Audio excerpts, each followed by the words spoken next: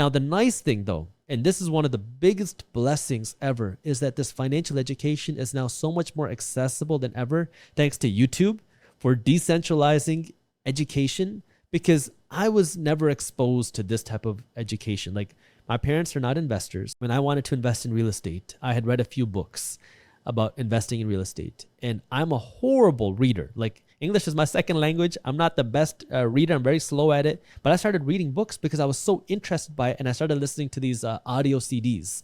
That was how I learned. And then I went out and I just did it, and I made a ton of mistakes.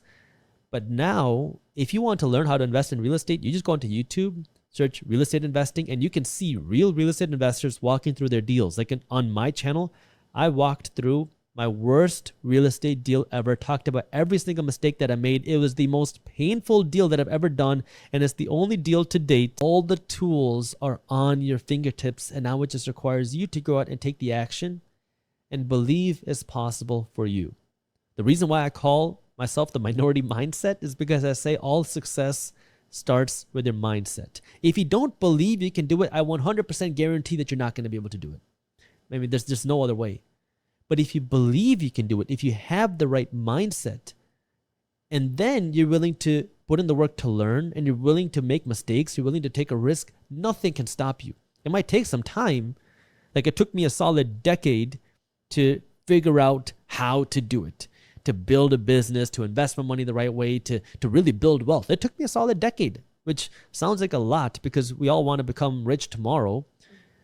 But if you're willing to put in the work, nothing can stop you. And this is where, understanding that the real long-term game is a long-term game. The real wealth is built in silence, and you just keep learning.